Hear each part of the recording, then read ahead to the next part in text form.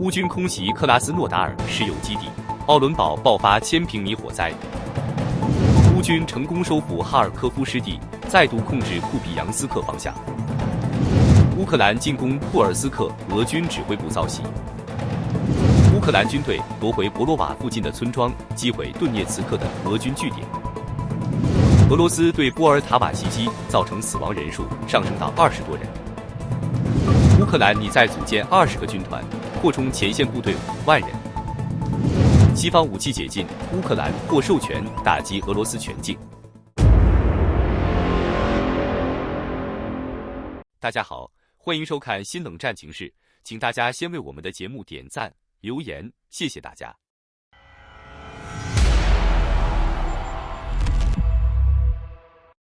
2025年2月5日，俄乌战争进入第1078天。最新消息，乌克兰在昨夜再度攻击了俄罗斯的石油基地。据悉，克拉斯诺达尔的炼油厂遭遇猛烈空袭。开源情报防御者报道，当地时间2月5日凌晨，乌军向俄罗斯最南面的克拉斯诺达尔边疆区发射了多架无人机。随后，在当地的西明斯卡亚一带就不断传出巨响，无人机打向了附近的奥尔巴什油库。现场画面显示，该油库在遇袭后已燃起了熊熊大火，并快速向周围的区域蔓延，同时伴有浓烈的黑烟。目击者还声称听到了约6起爆炸声，在城市中都能看到炼油厂闪烁的火光。乌克兰总参谋部不久后发布报告，证实袭击了克拉斯诺达尔的炼油厂，俄方则尚未回应此事。详细的损失正在统计中，从规模来看，这应该是用来加工初级石油产品的微型炼油厂。有报道则称，该设施的年处理能力可达32万吨碳氢化合物。由于克拉斯诺达尔距离俄军的后勤基地克里米亚很近，因此分析认为，接下来乌军很可能要重启对克里米亚的打击。另据 ISW 战争研究所的分析称，在过去1个月内，乌克兰几乎攻击了俄方30个大型工厂中的2/3，这标志着乌军对俄军战略能源设施的打击已步入常态化的阶段。最近几天，乌克兰已经多次用无人机袭击了俄罗斯的能源设施。伏尔加格勒地区的一家大型炼油厂和阿斯特拉罕地区的一家天然气加工厂也发生了火灾。彭博社报道则说，因为乌克兰无人机的持续袭击，尤其是在过去8天摧毁了3家关键炼油厂，俄罗斯燃油生产能力遭受了重创。乌克兰官员表示，他们的首要目标是中断对俄罗斯军队的供应，并削弱克里姆林宫生产和出口石油和燃料的能力，这对俄罗斯的财政预算至关重要。此外，俄罗斯的奥伦堡地区在昨夜也突发了大火，当地的一个农场被点燃，火灾面积超过了1000平方米，目前原因还在调查中。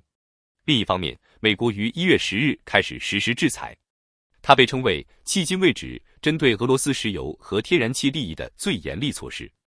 制裁针对的主要参与者包括俄罗斯天然气工业股份公司和俄罗斯石油天然气工业股份公司，以及许多在国际上运输俄罗斯石油的影子船队。此外，欧盟委员会主席冯德莱恩敦促各成员国加大冻结俄罗斯资产的力度，并将其用于支持乌克兰。冯德莱恩表示，通往和平的唯一途径就是乌克兰的盟友继续提供军事和经济援助。英国首相斯塔默也在2月3日重申，今年伦敦将会向基辅提供创纪录的军事援助，必须尽一切可能增强乌克兰的国防。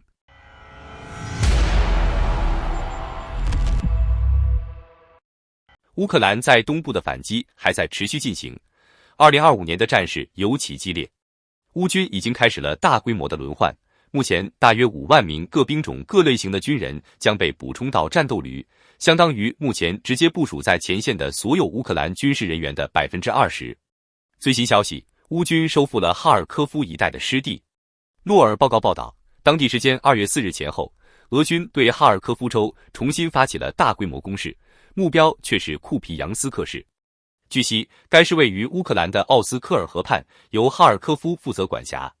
长期以来都是顿巴斯一带的焦点战区。在2024年，俄军曾宣称在库皮扬斯克取得了重大进展，但遭到了基辅方面的驳斥。乌军更是在随后发动了连续的反攻。至去年11月下旬，乌克兰表示已完全收复了库皮扬斯克，将俄军全部打出了此地。不过在那之后，俄军对该地的偷袭仍时有发生。如今他们再度发起大型进攻，无疑引发外界关注。此役，俄军不出意料地动用了机械化的部队，朝库皮扬斯克的乌军控制区发动猛攻。此前有战术地图显示，除了俄军第20集团军前锋推进到了库皮扬斯克市附近以外，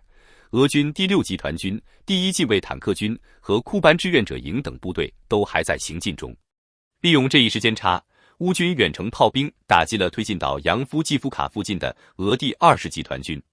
另据报道，乌克兰部队用标枪和无人机阻击俄军，没有让对手突破进阵地。战斗中，乌军还打掉了俄军的5辆坦克装甲车。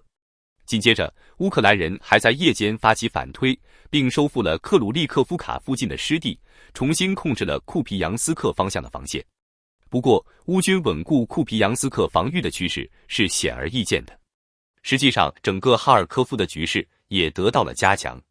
与此同时，俄军对顿涅茨克的进攻也还在加大。之前说过，这里也是乌军防线压力最大的战区。在当地的科特利涅一带，一支俄军突击队正准备潜入村庄进行破坏行动，但这一举动被乌克兰的无人机成功侦察。随即，无人机就在空中发起打击，消灭了这支俄军小队，阻止了对方的破坏企图。近日，开源信息 Andrew MP 报道，当地时间3日下午18点10分左右，乌空军又出动多架米格29战机，对俄军建立在奥斯基尔河西岸的桥头堡展开了猛烈轰炸。多轮轰炸后，这个面积约 6.2 平方公里的桥头堡逐渐崩溃，紧接着乌军重装部队发起攻击，收复了约2/3的地区。桥头堡的俄军目前已被压缩在2平方公里左右的狭小区域里，预计未来几天该桥头堡就会被清除。这一战果是乌军近来在该战场取得的最大胜利。在巴赫穆特东北方向的西维尔斯克，乌军使用高爆炸药摧毁了该地区的一座铁路桥，该桥梁是俄军运输人员装备与武器弹药的重要交通线。在恰西夫亚尔托列斯克轴线上，双方开启了残酷的城市争夺战，均死伤累累。俄军在恰西夫亚尔具有极大优势，但在托列斯克则被乌军的重装部队压制。波克罗夫斯克方向，双方继续外围缠斗。尽管该地区集中了俄军顿巴斯地区44%的攻击动能，但依然无法取得重大进展。乌军总司令希尔斯基将军2月1日表示，敌人在该战场上至少损失了7万名士兵，仅2025年1月份就损失了15000人，但他们至今还在波克罗夫斯克3道主阵地以外围徘徊。目前，俄军损失居高不下，部分前线已经出现了战斗人员短缺的现象。英国国防部在2月2日发布的最新报告显示，一些并未痊愈的俄军伤兵也被重新送到了前线，被迫拄着双拐参加冲锋。乌总参公布的昨日战果，歼敌击毙加重伤1140人。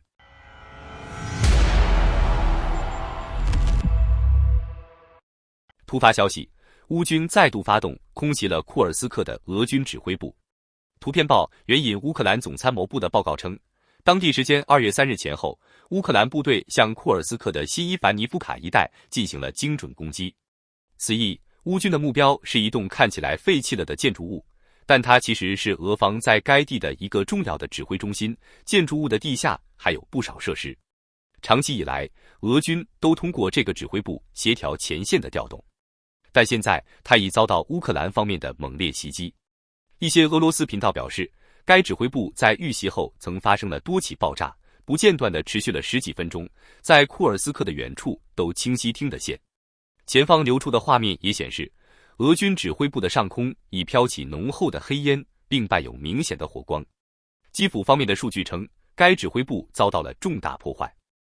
俄方则尚未回应此事，详细的损失有待后续进一步披露。值得注意的是，这很可能是乌克兰在2月第3次空袭库尔斯克的俄军指挥系统。稍早时候，他们还在当地的雷尔斯克附近重击了俄军的控制所。随后，乌军甚至还袭击了库尔斯克的中央指挥部，那里聚集着数十名俄朝联军的军官。俄罗斯与乌克兰之间的战争已经打了3年时间，而俄罗斯库尔斯克地区是俄乌两军激战的焦点，至今也持续了半年之久。2月2日，乌克兰真理报也报道，乌克兰总统泽连斯基亲自宣布一项重大战果，由于乌军发动一次突然袭击，俄军设在库尔斯克地区的指挥部被打中，俄罗斯和朝鲜军队的数十名指挥军官全部被炸死。泽连斯基在接受美联社采访时还指出，乌克兰军队组织了一次强有力的行动，使用火箭弹以及其他多个类型的武器，一举打中俄军在库尔斯克的中央指挥所。除此之外，泽连斯基还再次证实，在对乌克兰的作战中，朝鲜派往俄罗斯的12000名军人已经有4000多人死伤。另外，2月2日，白俄罗斯新闻网也报道了乌军打掉俄军指挥所一事。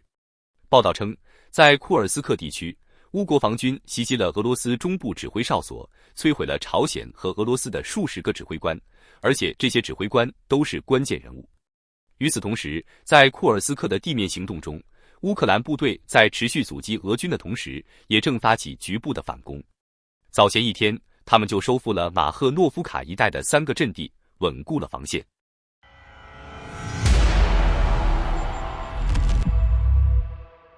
在哈尔科夫地区，乌克兰士兵夺回了萨赫里索村周围的一块更大的土地。从战争研究所 ISW 的现状报告中可以看出这一点。根据该报告，俄罗斯军队也一度无法进入奥斯基尔河。与此同时，俄罗斯军队沿着前线的12个点推进。侵略者继续在顿涅茨克地区的查西夫亚尔市中心以及纽约村附近几乎完全被占领的托雷茨克市以南推进。具有战略意义的工业城市波克罗夫斯克的东部和南部再次发生了激烈的战斗，但根据 ISW 的说法，由于猛烈的炮火，俄罗斯军队无法在该市进一步推进。此外，乌军收复了库尔斯克的3个阵地。开源情报防御者报道，当地时间2月3日前后，乌克兰第17重型机械化旅投入战斗，在库尔斯克的马赫诺夫卡方向发起突袭。他们趁着夜色在凌晨发动了攻势，这样的行动乌军此前已多次上演，利用积雪的大地绕过了俄军的雷区。接着他们就和俄军展开了激战，打掉了对手2辆坦克和3辆步兵战车，成功收复了3个阵地，重新控制附近的定居点。详细的战况还有待进一步确认，但近来乌军确实缓解了马赫诺夫卡一带的压力，早些时候他们还打退了俄军的数军进攻。与此同时，在顿涅茨克战线，乌克兰还击毁了一处俄军据点。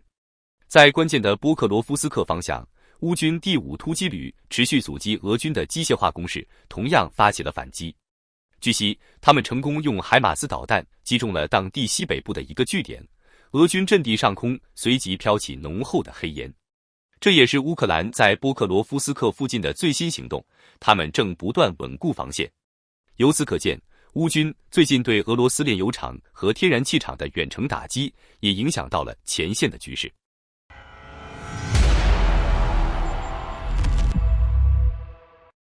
俄罗斯导弹击中乌克兰中部的一栋住宅楼后，那里的死亡人数至少上升到20人。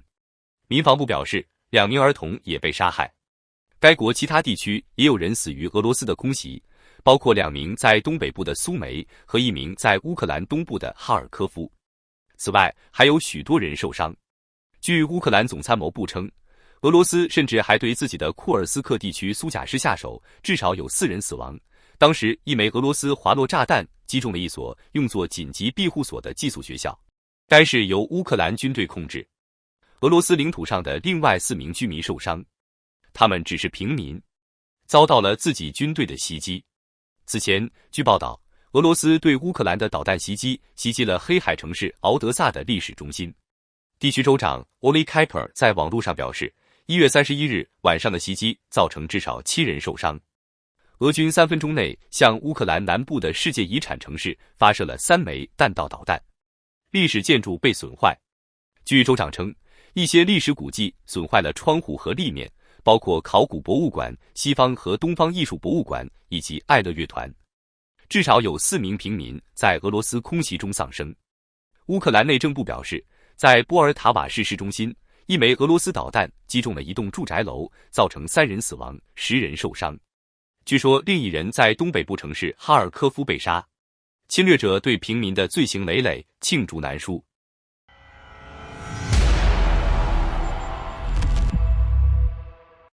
近期，乌克兰军队的重组和扩充引起了外界的广泛关注。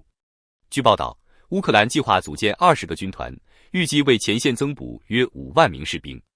路透社等媒体纷纷报道，基辅当局正在以最具战斗力的部队为核心，筹建这20个陆军军团。每个军团将由至少5个旅组成，并配备必要的支援力量。除了常规的火炮支援外，新的军团还将加入电子战和无人机部队，以进一步增强其作战能力。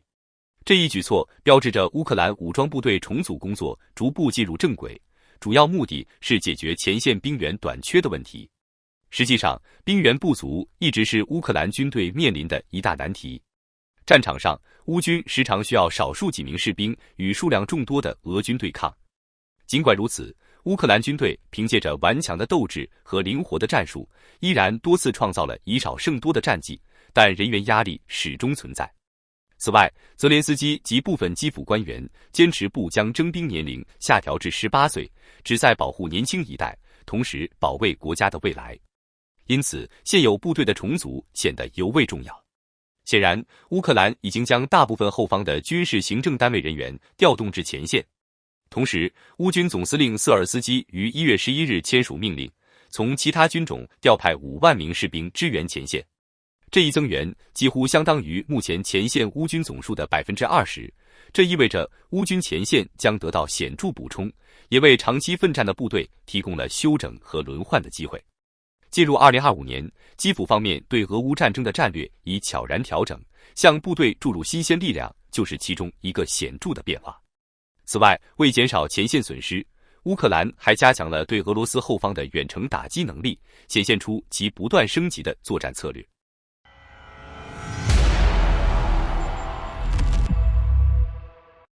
国防快报最新报道称，乌克兰已被授权使用西方武器打击俄罗斯全境。